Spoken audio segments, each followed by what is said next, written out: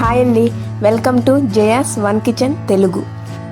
ఇవాల్టి రెసిపీ గోరు చిక్కుడుకాయల ఫ్రై. గోరు చిక్కుళ్ళ ఫ్రై కోసం ముందుగా ఒక 1/2 kg గోరు చిక్కుళ్ళు తీసుకోవాలి. వీటికి సైడ్లు ఉన్న ఈసులు తీసివేసి ఈ విధంగా కట్ చేసుకోవాలి. తర్వాత ఒక 2 times శుభ్రంగా వాష్ చేసుకోవాలి. ఇప్పుడు ఒక పాత్ర తీసుకొని గోరు చిక్కుళ్ళు ఇందులో వేసుకోవాలి. తర్వాత రుచికి సరిపడే గల్లుప్పు వేసుకొని ఇవి మునిగే వరకు వాటర్ యాడ్ చేసుకొని వీటిని ఒక 10 to 15 minutes ఉడికించుకోవాలి. ఈలోగా కారాన్ని ఎలా ప్రిపేర్ చేసుకోవాలో చూద్దాం.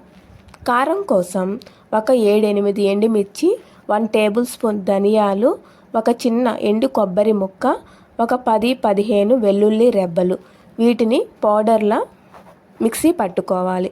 అదేవిధంగా సాయిపప్పును కూడా విడిగా పౌడర్లా మిక్సీ పట్టి పక్కన పెట్టుకోవాలి.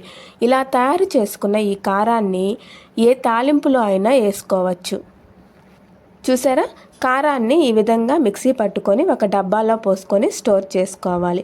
అలాగే సాయిపప్పును కూడా మిక్సీ పట్టుకొని ఈ విధంగా పొడిలాగా ప్రిపేర్ చేసుకొని దీన్ని కూడా వేరొక డబ్బాలో స్టోర్ చేసుకోవాలి.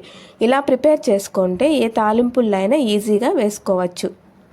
ఇప్పుడు 15 minutes తర్వాత చిక్కుడుగాయలు ఈ విధంగా ఉడికిపోయాయి. వీటిని స్ట్రైనర్లో వడకట్టుకొని పక్కన పెట్టుకోవాలి. ఇప్పుడు తయారు చేసే విధానం చూద్దాం. ముందుగా స్టవ్ మీద కడాయి పెట్టి 3 spoons ఆయిల్ వేసుకోవాలి.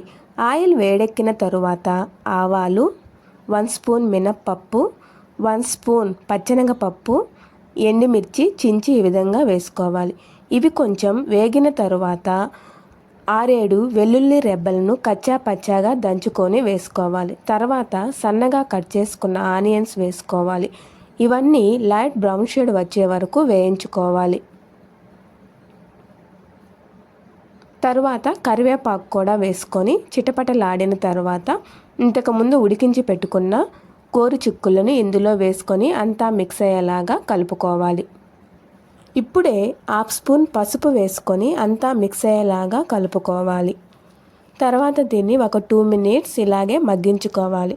ఇప్పుడే ఇందులో ఉన్న చెమ్మంతా పోతుంది. 2 minutes తర్వాత ఇంతకుముందు మనం ప్రిపేర్ చేసి పెట్టుకున్న కారం ఒక 2 spoons వేసుకోవాలి. ఈ కారాన్ని అంతా మిక్స్ అయ్యేలాగా ఒకసారి కలుపుకోవాలి. కారం వేసుకున్న తర్వాత మరో 2 minutes మగ్గించుకోవాలి.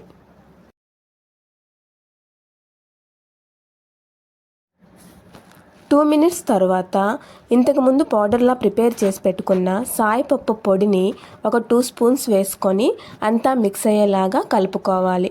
ఇప్పుడు స్టవ్ ఆఫ్ చేసేయాలి. ఇంతేనండి గోరు చిక్కుడుకాయల ఫ్రై. మీరు కూడా ఒకసారి ఈ స్టైల్లో ట్రై చేసి ఎలా వచ్చిందో కామెంట్ బాక్స్లో కామెంట్ చేయండి.